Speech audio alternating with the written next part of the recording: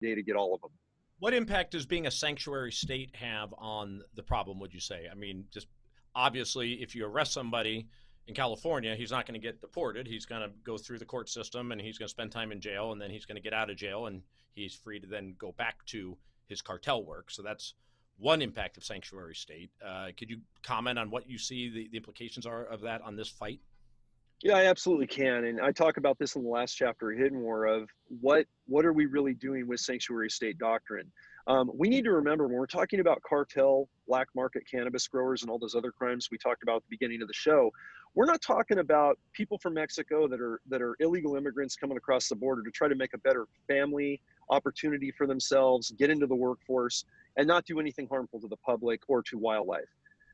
Our particular group that we're tackling are deportable felons. They're usually on international watch lists because they have felony convictions or arrest warrants for murder, for assault with weapons, for narcotics trafficking, you name it.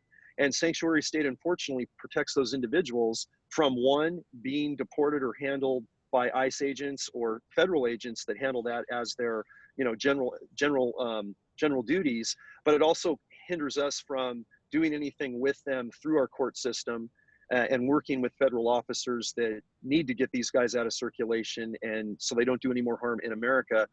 There's a little bit of a contradiction there, quite a bit of a contradiction, actually. And so sanctuary state, as it sits right now, to blanket protecting everybody coming up from Mexico illegally, I think needs to be looked at, especially when it comes to deportable felons that we're facing, and how dangerous these guys are. If there have federal charges out there pending against them, is there even cooperation in that regard, where they're handed over to the FBI or to the feds? Yeah, again, it depends on what city and what state you're in. In California, for law enforcement, we've sometimes been given gag orders, and I talk about this in the new book, where we're on a case, we capture deportable felons. We've actually gotten gunfights with them, and/or our canines have had to engage and bite a suspect that was armed and trying to bear a gun down on us. And because of sanctuary state, we were told, don't talk to ICE officers, don't talk to immigration services, because this needs to be let go. We're in a sanctuary state. That comes straight from the top. And that just doesn't add up. It doesn't make sense, because I don't think anybody that, under the doctrine of, or the orchestrators, the builders of the sanctuary state doctrine in California, as an example, ever foresaw, or I would hope would not want to protect deportable felons from being handled in the justice system and at least taken out of circulation so they can't do any more harm to our wildlife, waterways, and wildlands. And worse than that, harm our public and threaten our safety. Newsom could really, really score points politically if he were to come forward and say something along the lines you said, is to recognize, because to his credit, he brought light to this problem. He's acknowledging that we've got Mexican drug cartels growing weed in our state, and we need to stop it. He should also come out and say, and also I'm going to modify the sanctuary state rules so that it only applies in certain circumstances and not others. Absolutely. I agree with that 100%. And kudos to our new governor for making that step, acknowledging it publicly, bringing National Guard members up, and differentiating the difference between deportable felons and immigration. Not making it about an immigration issue, not making it about a border control issue, but really making it about an environmental crime, destruction of our resources, and a public safety issue, and identifying who's causing that. And that would be neat to see. And, kudos if the governor does make that distinction and continues to put efforts to stopping these deportable felons decimating our wildlife. And then what about just cooperation with the feds generally? Let's just say the DEA. Is the DEA doing all they should to work with you guys on this problem? Or is there a tension between federal and state as a result of sanctuary state, et cetera, and the fact that California has legalized marijuana, and the feds have kind of taken somewhat of a hands-off approach?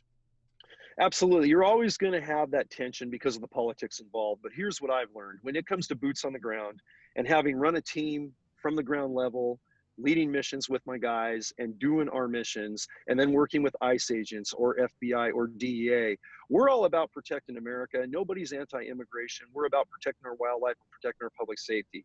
And we work together fine at the field level. When politics get involved up higher, and politically our directors and our chiefs are given certain directives that we can't work with the feds, tensions arise at the upper level echelon and hinder operations. They truly do, and they have in the past.